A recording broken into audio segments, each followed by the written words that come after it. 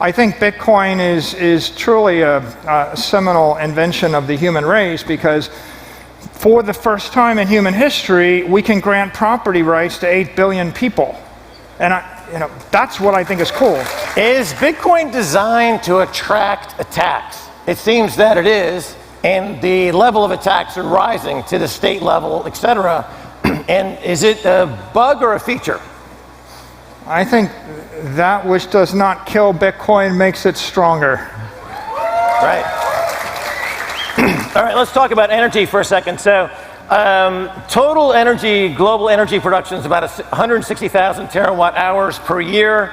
I'm going to ask the audience right now, how much of that goes into Bitcoin? The choices are 10%, 5%, 1%, or 1/10 of 1%.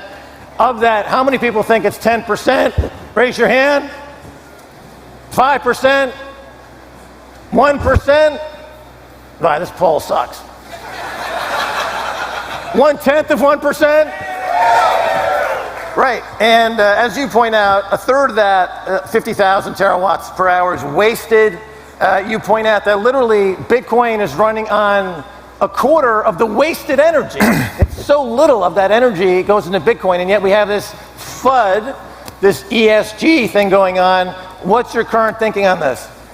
I think that Bitcoin is an extraordinarily disruptive, beneficial technology to the entire energy industry. And as I studied it, it became clear to me that it's the highest value use of intermittent energy. It's the highest value use of renewable energy. It's the highest value use of wasted or stranded energy. And it's just the highest value use of energy, period. And it's a solution to developing power plants in remote locations. It's a solution to driving up efficiency of plants and driving down cost. And it's a solution to solving any kind of challenging energy problem. And I think as the world understands it, they're going to embrace it. The recent news out of China is that a lot of mining is leaving China now. It's coming to the U.S. They're shutting down their coal production, etc. Is this? How do you see this developing in terms of how mining is going to be distributed around the world? Let me ask you this. It seems that if we went on the global Bitcoin standard, total global energy use would be cut by an enormous amount, because you're defunding central banks, you're defunding fiat money, you're potentially defunding huge military operations just by going on a Bitcoin standard. Isn't that the greenest thing anyone could possibly do? Yes. Yeah, okay. Look, I think Bitcoin is the most efficient use of energy that the human race has yet come up with. I looked at the annual report of Google, and Google puts about $170 or $180 billion of energy into their business to create $1.8 trillion of an asset. Bitcoin puts $4 billion of energy and capital investment to create an $800 billion asset. So Bitcoin, you put in $1, you get out $200. Google, you put in $1, you get out $10. I studied the entire S&P index and all the annual reports. You put in $1, you get out $4. If you look at a bank, JP Morgan, they spend $1 to generate $3.8 of value. And if you study an airline, they put in $1 to get out 40 cents. So Bitcoin is,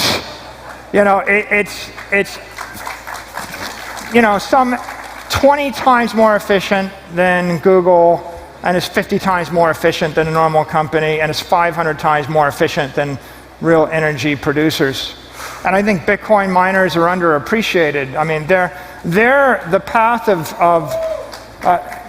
they're the first line of defense against the entire network. They're securing the network, and the way that Bitcoin mining works is they're finding the jurisdiction that has the most political support. So Bitcoin miners are finding political capital. They're finding energy capital. They're finding the cheapest energy. They're finding engineering capital. They're engineering these beautiful Bitcoin mining centers that are heat engineered, very complicated.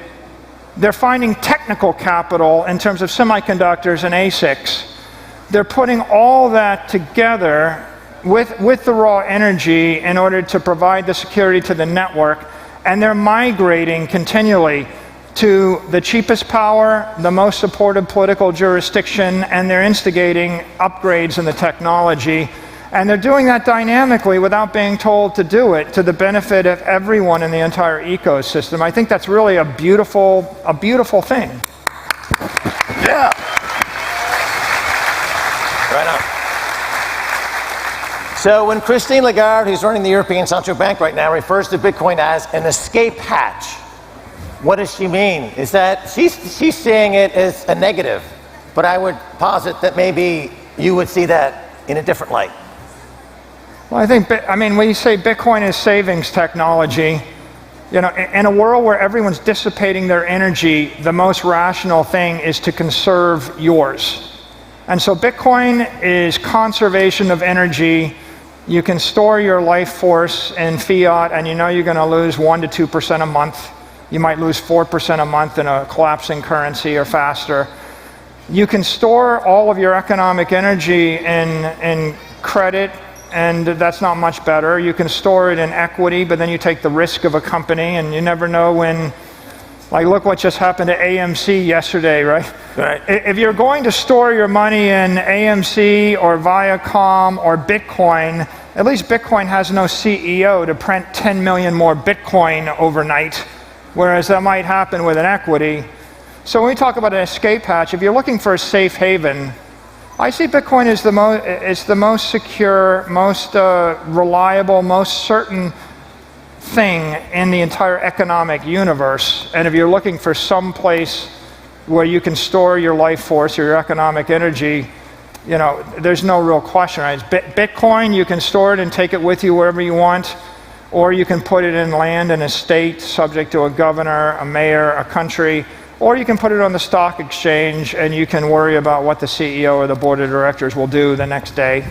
Michael, let me ask you this. Some CEOs, some academics, some economists, they look at Bitcoin and they are emboldened by it. They see the future in it. They see the possibilities in it. Other academics or CEOs or academics, they look at it and they become frightened by it. They develop Bitcoin derangement syndrome and they seem genuinely threatened by it. What goes on? What happens? Is something in the mind, or they're not prepared for it? You're now on the front line of this thing. You're very visible. You're the CEO. You're the guy. You're talking to them. What explains this phenomenon, the Bitcoin derangement syndrome phenomenon?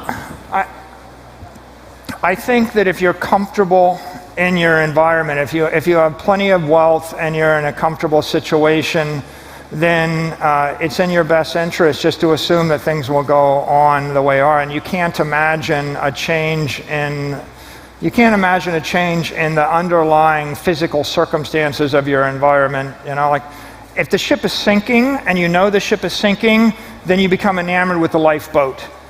But if you don't know the ship is sinking and you've got the luxury cabin on the ship and someone comes and knocks on your door and says you got to run out and jump in the water right now, you think that it's a nagging problem.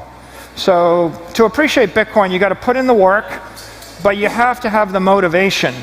And I think that some people put in a lot of work, learned it and understood it, and then of course they're very passionate about it. Others, they have the motivation, but they haven't put in the work.